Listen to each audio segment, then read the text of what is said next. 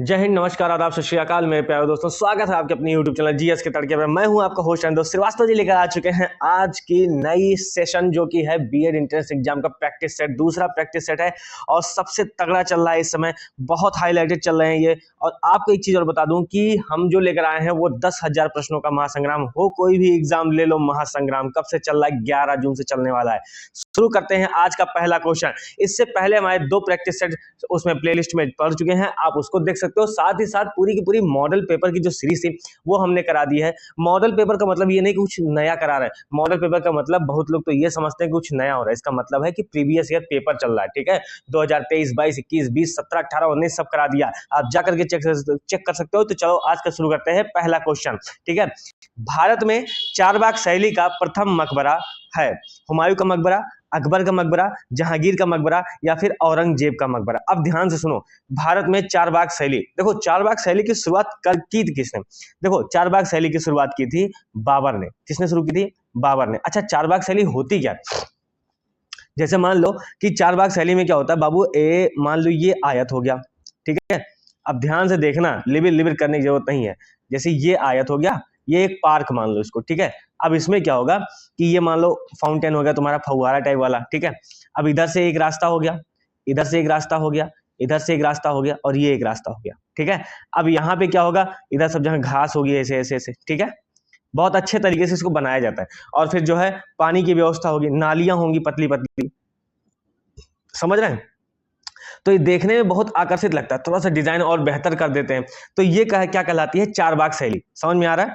अब इसमें क्या है, किसका मकबरा है? तो वो मकबरा जो है वो शुरुआत हुई थी हुमायूं के मकबरे से, ठीक है। हुमायूं के मकबरे से जो है शुरुआत हुई थी। समझ में आ रहा है? अच्छा, हुमायूं का मकबरा इस समय कहां पर है? हुमायूं का मकबरा इस समय है नई दिल्ली में। कहां पर है? नई दिल्ली में, ठीक है। अकबर का मकबरा कहां है? अकबर का मकबरा है आगरा में।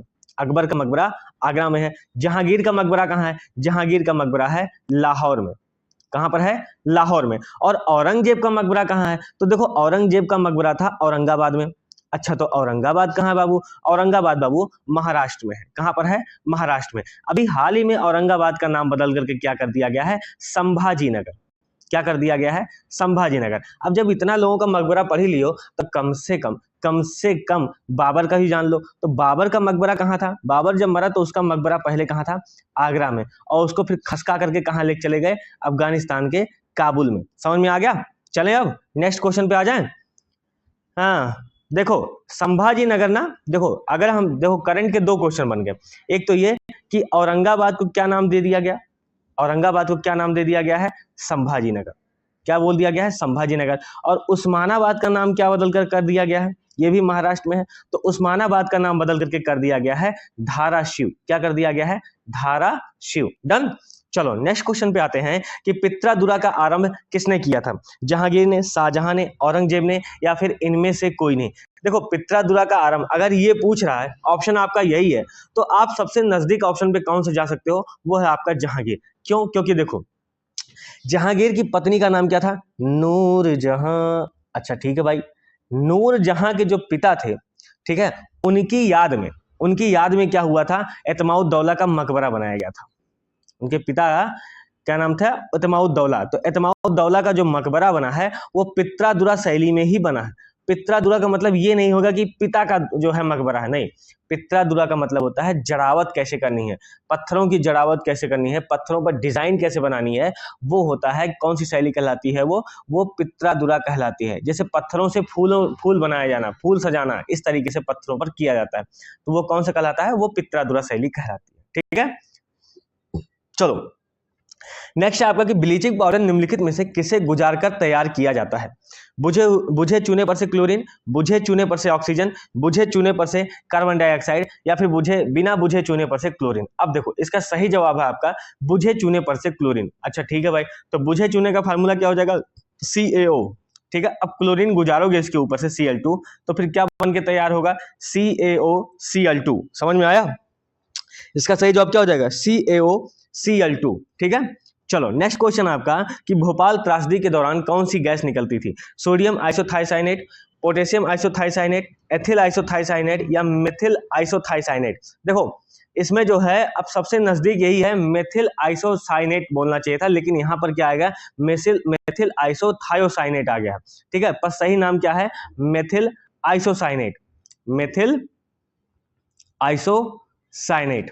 ठीक है, और इसका फार्मूला क्या है, इसका फार्मूला है CH3NCO, CH3NCO इसका फार्मूला है। ठीक है, मेथिल आइसोसाइनेट जो है कब निकला था, वो निकला था 2 से 3 दिसंबर की रात 1984 को मध्य प्रदेश में यह कांड हो गया था। ठीक है, गैस लीक कर गई थी, समझ में आया। चलो नेक्स्ट क्वेश्चन है आपका कि राष्ट्रीय वनस्पतिक उद्यान कहां पर स्थित है, शिमला, कोलकाता, लखनऊ या फिर बेंगलुरु। देखो इसका जो नेक्स्ट है कि राष्ट्रीय वनस्पतिक उद्यान जो है वो कहां पर है, वो है आपका कोलकाता में। कहां पर, कोलकाता में। ठीक है, नेक्स्ट है आपका कि अक्टूबर और नवंबर के महीनों में कहां अधिक वर्षा होती है, मालवा के पठार में, छोटा नागपुर के पठार में, पूर्वी पहाड़ियों पर या फिर कोरोमंडल तट पर।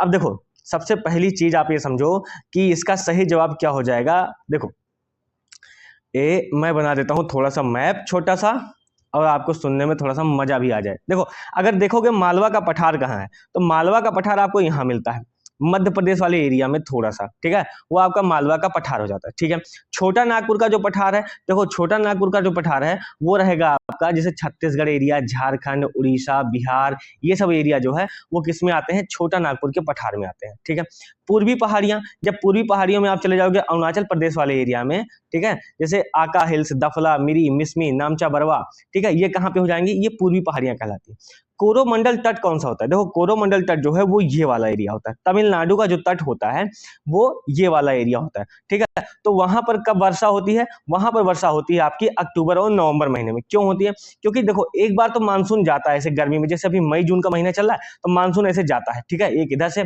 एक मानसून आएगा जो भारत के पश्चिमी साइड से, एक मानसून जो भारत के पूर्वी साइड से। अब क्या होता है कि पूर्वी साइड वाला जाता है बंगाल की खाड़ी से होते हुए, फिर वहां से वर्षा करते हुए फिर वो लौट के आने लगता है। जब वो लौट के आने लगता है ना, तो फिर लौटते समय फिर वो वर्षा करता है, लौटते समय वो वर्षा करता है कहां पर, तमिलनाडु वाले एरिया में, यानी कोरोमंडल तट पर। तो जब लौटते समय वर्षा करता है, एक तो गर्मी में वो गया है, गर्मी में गया है, और जब लौटेगा तो महीना कौन सा होता है, ठंडी का महीना होता है, अक्टूबर, नवंबर, दिसंबर वाला। समझ में आ गया।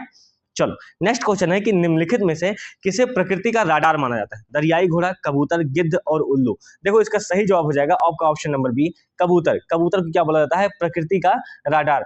क्यों बोला जाता है ऐसा, देखो जैसे प्रकृति का राडार उसे बोला जाता है, उसे उसके दिशा का ज्ञान होने के कारण, जैसे होता है ना, उसे दिशा का ज्ञान होता है। जैसे पहले जमाने में कहा कहते थे बाबू कि कबूतर जा, ऐसे तो बोलते कबूतर जा जा जा, समझ में आया। तो उसे दिशा का ज्ञान होता था कि वो चिट्ठी लेके कहाँ जाएगा।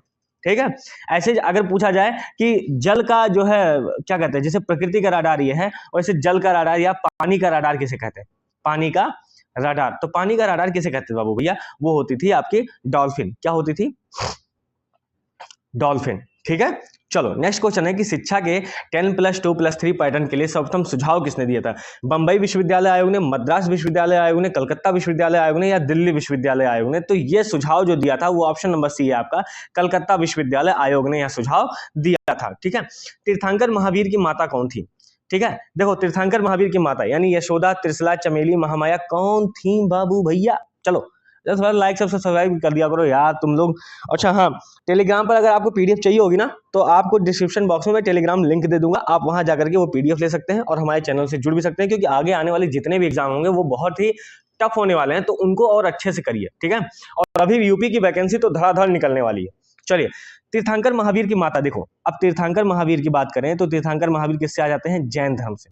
ठीक है, अच्छा तो जैन धर्म में कितने तीर्थंकर हैं, तो 24 तीर्थंकर। 24वें नंबर वाले कौन थे, ये थे महावीर स्वामी। कौन है, महावीर स्वामी। और इनका प्रतीक कौन है, इनका प्रतीक है सिंह। समझ में आ गया। ठीक है भाई, अब महावीर स्वामी पूछा है माता कौन है, ऑप्शन आपका यशोदा, त्रिशला, चमेली या फिर महामाया। देखिए इनकी माता का नाम है त्रिशला। क्या नाम है इनकी माता का, नाम त्रिशला है। ठीक है, समझ में आ गया। देखो अब दूसरी चीज, यशोदा जो है वो महावीर जी की पत्नी है, यशोदा महावीर जी की पत्नी है। अच्छा महामाया कौन है, अब देखो महामाया कौन है, ये महामाया जो है ये किसकी माता है, ये माता है आपकी भगवान बुद्ध की। किसकी माता है, भगवान बुद्ध की। भगवान बुद्ध की माता कौन है, महामाया। ये किस गणराज्य से थी, ये कोलीय गणराज्य से थी। किस गणराज्य से थी, कोलीय गणराज्य से। और पिताजी कौन है इनके, इनके पिताजी हैं शुद्धोधन, शुद्धोधन। ठीक है, ये किस गणराज्य से थे, तो ये शाक्य कुल के गणराज्य से थे। किस गणराज्य से? शाक्य कुल, ठीक है। और इनके पत्नी का नाम क्या है? इनकी पत्नी का नाम है यशोधरा। पत्नी का नाम क्या है? यशोधरा। और बेटे का नाम क्या है? अरे बेटा राहुल, नाम तो सुना ही नहीं होगा, है नाम है राहुल। समझ में आया? चलो नेक्स्ट क्वेश्चन, लाइक से सब्सक्राइब भी मार दिया करो महाराज। चलो, संतुलन कीमत वह कीमत होती है जब पूर्ति मांग से अधिक हो, पूर्ति मांग से कम हो, मांग बहुत अधिक हो, या फिर पूर्ति और मांग बराबर हो। देखो संतुलन में अगर आपको कोई चीज रखनी है, बैलेंस रखनी है, तो जितनी मांग हो उतनी पूर्ति हो जाए तो सब कुछ क्या होता है? वो संतुलन में ही रहेगा। ऑप्शन नंबर डी इसका सही जवाब हो जाएगा। डन। चलो नेक्स्ट है कि पानीपत की तीसरी लड़ाई किस वर्ष हुई? 1526 में, 1556 में, 1761 में, या 1776 में? देखो पानीपत की 3 लड़ाई हुई। कितनी लड़ाई हुई? 3 लड़ाई हुई। पहली वाली कब हुई थी? वो हुई थी 1526 में, ठीक है भाई, 1526 मान लेते हैं। दूसरी वाली लिखा तो है यार, ऑप्शन में देखो लिखा हुआ है 1526 में पहली वाली हुई, दूसरी वाली 1556 में हुई थी, और तीसरी वाली कब हुई? 1761 में, ठीक है। जो 1526 में हुई थी वो बाबर और इब्राहिम लोदी के बीच हुई थी, बाबर वर्सेस इब्राहिम लोदी, ठीक है। और जो दूसरी हुई है वो किसके बीच हुई है? वो हुई है आपकी अकबर वर्सेस हेमू के बीच में, ठीक है। और जो तीसरी हुई है वो हुई है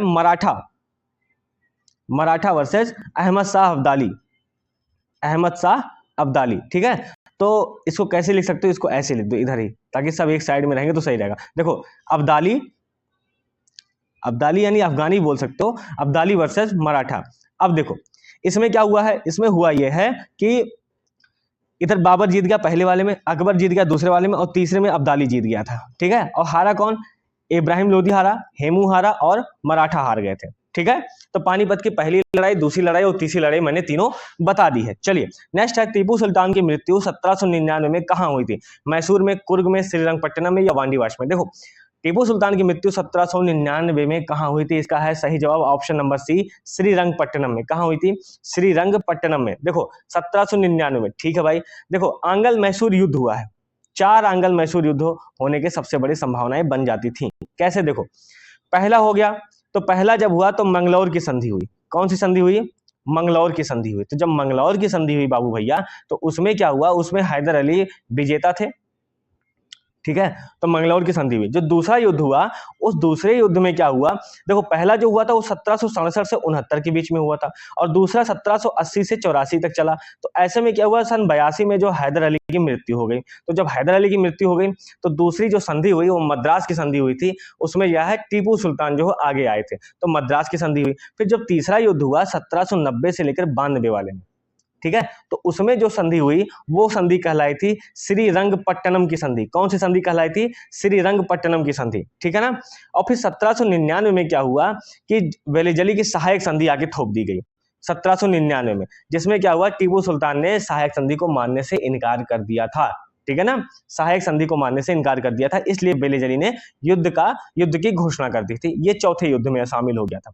तो अभी अगर आपको तीन एक साथ याद रखने तो कैसे याद रख सकते हो? वो याद रख सकते हो MMS, ठीक है ना।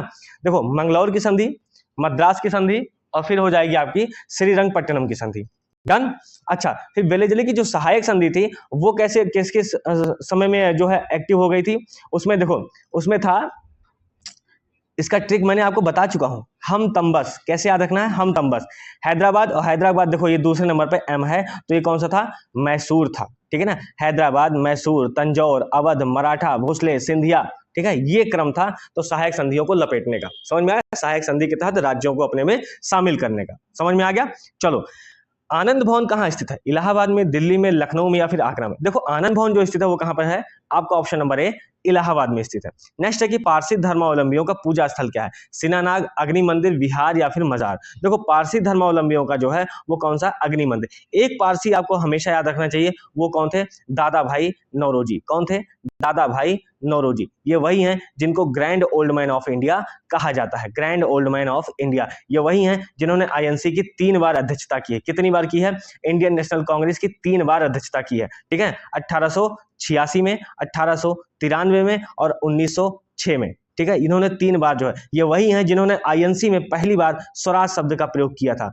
मेरी बात समझना, आईएनसी की बैठक में यानी इंडियन नेशनल कांग्रेस के बैठक में जो है स्वराज शब्द का प्रयोग किया था। इससे पहले स्वराज शब्द का प्रयोग महर्षि दयानंद सरस्वती ने भी किया है और स्वराज शब्द का प्रयोग बाल गंगाधर तिलक ने कहा है, ठीक है ना, जब उन्होंने कहा था कि स्वराज मेरा जन्मसिद्ध अधिकार है और मैं इसे लेकर रहूंगा। ठीक है, समझ में आ गया। चलो, उच्च न्यायालय के मुख्य न्यायाधीश पद पर नियुक्त होने वाली प्रथम महिला कौन है? अन्ना चांडी, फातिमा बीबी, लीला सेठ या कार्नेलिया सोराबजी? देखिए इसका सही जवाब क्या हो जाएगा? इसका सही जवाब है आपका लीला सेठ। ऑप्शन नंबर बी है लीला सेठ। अब यहां पर यह मत सोचना कि देखो ऑप्शन पहले ए दिया, फिर सी दिया, फिर बी दिया, फिर डी दिया। ना ना ना बाबू, ये टाइपिंग मिस्टेक नहीं है, ये कभी कभी आयोग भी कर जाता है। ऐसे में क्या करना है कि जब आप लगाएं तो आपको जरूर याद रहना चाहिए। जैसे आपने अभी, आपको देखने में क्या लग रहा है कि ये सी पे लगा है, पर जब आप ओएमआर में भरने जाओगे ना तो आप सी पे ही लगा दोगे। आपको गोला ही तो भरना है, आपने दूर से देखा आप सी पे लगा दिए। ये गलती मत करना। आपको ये देखना है कि आपका टिक कहां लगा हुआ है। जैसे यहाँ पे जरूर देख लेना इस साइड में, अच्छा ये बी है, हाँ तो हमें बी पे ही गोला मारना है, ऐसे ऐसे करके। ठीक है, ये गलती भी लोग करेंगे तो 2-4 क्वेश्चन और पीछे हो जाते हैं लोग, और आपको चाहिए गवर्नमेंट कॉलेज तो लेने के पड़ जाएंगे देने। ठीक है, फिर मत कहियो कि श्रीवास्तव भैया बताए नहीं थे। चलो, हाँ इसमें क्या हो गया? लीला सेठ। लीला सेठ क्या हो गई? वो है इसका सही जवाब, ऑप्शन नंबर बी। ठीक है, फातिमा बीबी कौन है? देखो फातिमा बीबी थी सुप्रीम कोर्ट की एक न्यायाधीश, सुप्रीम कोर्ट की पूर्व न्यायाधीश। कौन है?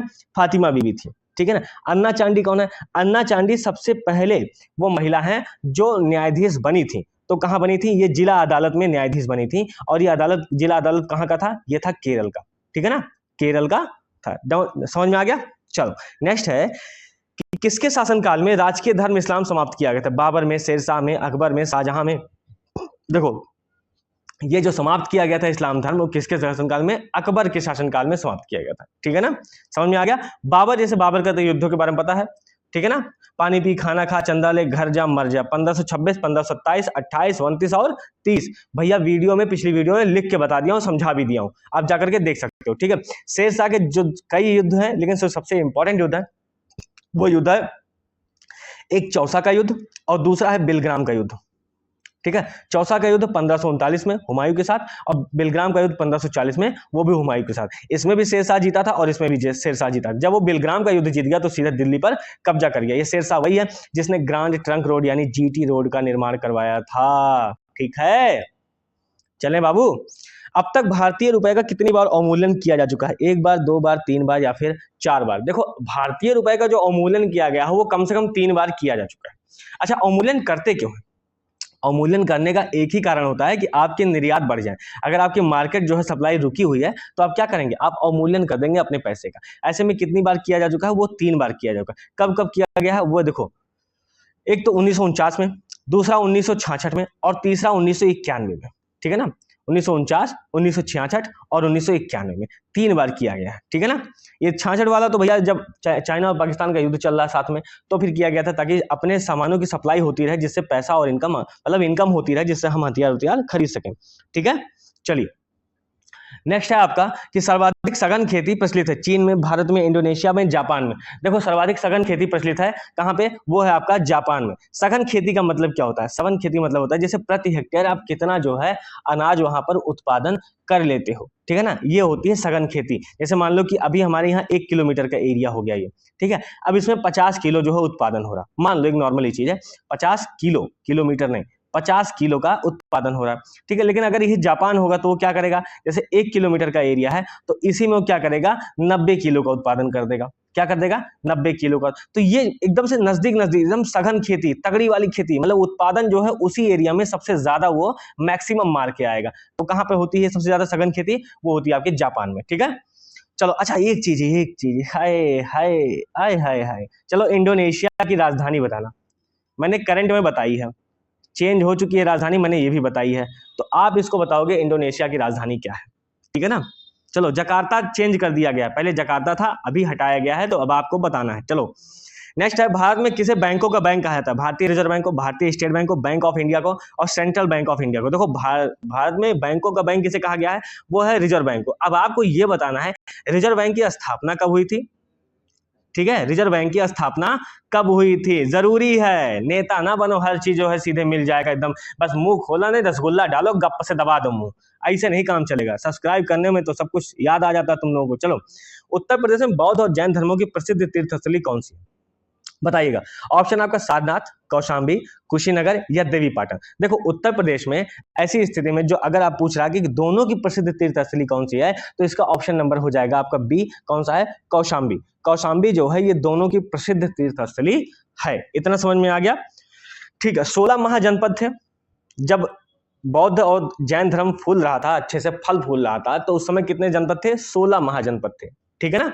चलिए, हाँ, एक अंगुत्तर निकाय में इसकी बात करते हैं और जैन धर्म के भगवती सूत्र में भी इसकी बात करते हैं। चलिए, ये आपको मैं बता रहा हूं, हो कोई भी एग्जाम ले लो महासंग्राम 10,000 प्रश्नों का 11 जून से स्टार्ट कर रहे हैं, तो जरूर जुड़िए। अपने चाचा, फूफा, माऊ, ताता, जितने भी भैया भाभी दीदी भैया हैं, सबको शेयर कर दो भैया कि सब्सक्राइब कर लो। बहुत प्यार से कहना, क्योंकि मजा बहुत आने वाला है। चलो, क्वेश्चन नंबर 21, भारत में प्रथम खुला विश्वविद्यालय कहाँ स्थापित हुआ? पुणे, अन्नामलाई, जोधपुर या फिर नई दिल्ली में? देखो ये जो है ये आपका कहाँ खुला हुआ है? ये शुरू हुआ है नई दिल्ली में। नई दिल्ली में प्रथम खुला विश्वविद्यालय स्थापित किया गया है। नेक्स्ट है आपका कि कौटिल्य यानी चाणक्य किसका प्रधानमंत्री था? चंद्रगुप्त द्वितीय का, चंद्रगुप्त मौर्य का, अशोक का या फिर अजातशत्रु का? देखो ये जो है कौटिल्य आपका चाणक्य जो है ये किसके प्रधानमंत्री थे? ये थे आपके चंद्रगुप्त मौर्य के। चंद्रगुप्त मौर्य यानी मौर्य वंश से संबंधित है। किससे संबंधित है?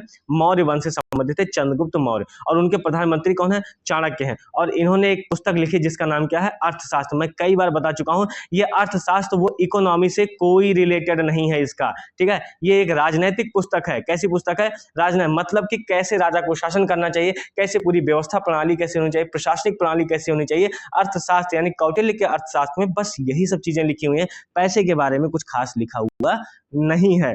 ठीक है ना? समझ में आ रहा है? ये वही है, चंद्रगुप्त मौर्य थे। ठीक है, और उसके बाद फिर उनके पोते हुए कौन थे? अशोक। अशोक वही हैं जो 268 बीसी में क्या हुआ था? गद्दी पर बैठे थे। और 261 में, 268 देखो 269 भी बोलते हैं, 268, इन दो विषयों में वो गद्दी पर बैठे। और 261 में उन्होंने कलिंग पर आक्रमण किया था। ये वही हैं। इनके दो पुत्र हैं, दो बेटे हैं, महेंद्र और संघमित्रा, जिसको उन्होंने विदेश भेजा था। कहां पर? सिर्फ बौद्ध धर्म के प्रचार प्रसार के लिए।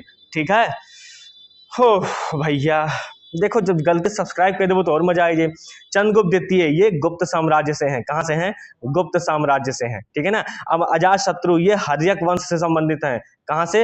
हर्यक वंश। इनका जो वंश है इसको पितृहंता वंश भी बोलते हैं। कौन सा वंश बोलते हैं? पितृहंता, यानी कि पिता को ही मारकर गद्दी पर बैठने वाले शासक होते थे। ठीक है, चलिए, अमरनाथ गुफा कहां स्थित है? अब लो भगवान, अभी पिछले पेपर में आया था तो मैंने बताया था, केवल ऑप्शन में यह था कि अमरनाथ। ठीक है, उसने पूछा था शायद पुरी मतलब कोणार्क का सूर्य मंदिर कहाँ पे स्थित है, या पुरी या जगन्नाथ का जो है मंदिर कहाँ पर स्थित है। ठीक है, अब यह उसने ऑप्शन में दिया था अमरनाथ। मैंने बताया था कि अमरनाथ कहाँ पर है? जम्मू कश्मीर में। अब देखो वही क्वेश्चन आ रहा है कि अमरनाथ गुफा कहाँ स्थित है। आपके ऑप्शन क्या है? उत्तराखंड, हिमाचल प्रदेश, जम्मू कश्मीर और असम। इसका सही जवाब है आपका जम्मू कश्मीर। मैं कहता हूं भैया कम से कम ऑप्शन का एनालिसिस थोड़ा बहुत ही सही, पर लेकिन कर तो लो, लेकिन मानने को तैयार नहीं तुम लोग। खाली फटाफट टिक लगाने में तुम लोग को पता नहीं कौन सा मजा आ रहा है बाबू भैया। चलो आओ, निम्नलिखित में से किस नदी को उड़ीसा का शोक कहा जाता है? महानदी, ब्राह्मणी, वैतरणी या दामोदर? देखो 24 का सही जवाब क्या हो जाएगा? ऑप्शन नंबर बी है आपका ब्राह्मणी। क्या है? ब्राह्मणी। उड़ीसा का शोक किसे कहा जाता है? ब्राह्मणी को कहा जाता है। अच्छा, तो बिहार का शोक किसे कहा जाता है? बिहार का शोक किस नदी को कहते हैं? वो है आपका कोसी नदी। क्या बोलते हैं उसको? कोसी नदी। ठीक है, चलिए अब महानदी पे देखिएगा। महानदी पे एक बांध जो सबसे अच्छा बांध है, तगड़ा वाला, वो कौन सा है? वो है आपका हीराकुंड बांध। कौन सा बांध है? हीराकुंड। और दामोदर नदी पे जो सबसे इंपॉर्टेंट बांध है उसको क्या बोलते हैं? पंचेत बांध। कौन सा बांध बोलते हैं? पंचेत बांध। डन। चलिए नेक्स्ट क्वेश्चन है कि यदि किसी राज्य विधान परिषद का सभापति अपने पद से त्यागपत्र देना चाहे तो वह अपना त्यागपत्र किसको देगा? मुख्यमंत्री को, राज्यपाल को, उपसभापति को, या उच्च न्यायालय के मुख्य न्यायाधीश को? देखिए अगर वो देना चाहता है और राज्य विधान परिषद का सभापति है, अपने पद से त्यागपत्र देना चाहेगा, तो ऑप्शन नंबर सी उपसभापति को देगा। यानी जैसे अगर इनको पति मानो तो इनको पत्नी मान लो, तो पति अपना पद त्यागपत्र किसे दे रहा है? पत्नी को दे रहा है। अब तलाक मान लो, तलाक एकदम सटीक बैठेगा। अब पति को तलाक देना होगा तो पत्र किसके पास आएगा? पत्नी के पास। अगर पत्नी को तलाक देना होगा तो पत्र किसके पास जाएगा? पति के पास। आय है, क्या ही समझाया है। देखो अगर मजा आ रहा हो तो जरूर लाइक से सब्सक्राइब कर देना, अपने दोस्तों के साथ शेयर कर देना। नेक्स्ट वीडियो अभी थोड़ी देर में फिर से पढ़ रही है। ठीक है, तो वीडियो सेशन ज्यादा लंबा ना हो इसलिए इसको बचा के रखा जाता है, ताकि आपके लिए भी थोड़ा सा बोझ ना लगे। ठीक है, और पढ़ने में मजा भी आए। मजा नहीं आएगा तो फिर क्या ही मतलब है। चलो 10,000 प्रश्नों का महासंग्राम, हो कोई भी एग्जाम ले लो महासंग्राम 11 जून से। चलिए, और ये सब कुछ फ्री है, ये नहीं कि जो हम आपको दे रहे हैं पैसे में बटोर करके। चलो ठीक है, धन्यवाद, जय हिंद साथियों।